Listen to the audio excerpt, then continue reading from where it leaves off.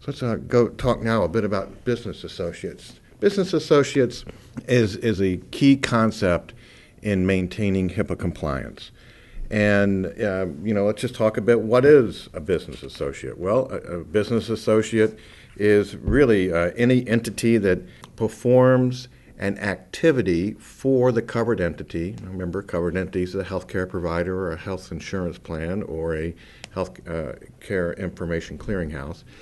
If one of those three covered entities wants to hire an outside person, not part of their own workforce, but an outside person to perform an activity of the covered entity, and that business associate has access to the covered entity's protected health information, well, HIPAA requires that the covered entity is required to maintain the confidentiality of the information it shares to the business associate. How do we do that? The covered entity must take reasonable steps to be sure that the business associate treats the protected health information just like the covered entity.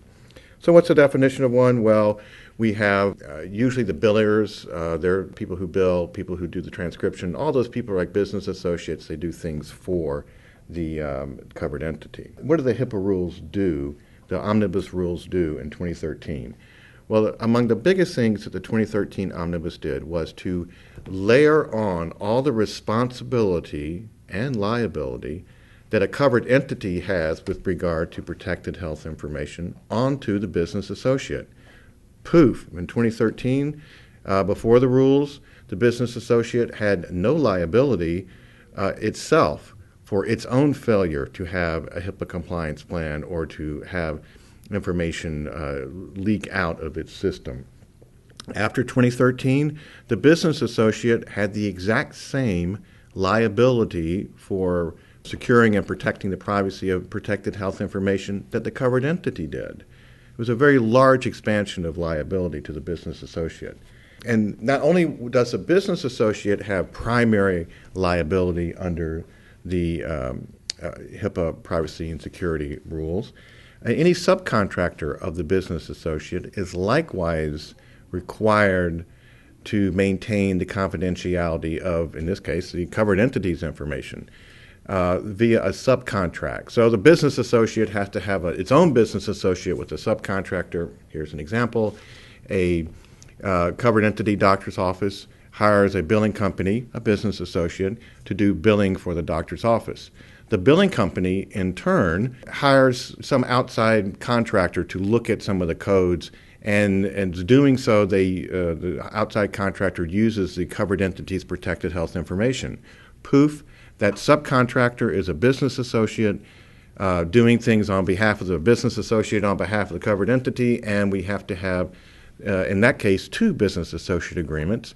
And we will continue that downstream activity all the way to the very end of the last person who has the information. So that's a key aspect of the new omnibus rules. If we kind of think a little bit more about what's a business associate, the new omnibus rules kind of make clear that for the very first time, cloud providers are HIPAA business associates of the business of the covered entity. And what does that mean? Let's say you have an electronic health record system, and all the records live in the cloud. It used to be that it was unlikely that the cloud provider would be a business associate. But after 2013, the cloud provider, or any server, if you will, where those records are at rest and can be easily accessed, well, the entity or individuals who control that server or cloud is a business associate of the covered entity, and it will be necessary and is necessary to have a business associate agreement with the cloud provider. There are some exceptions.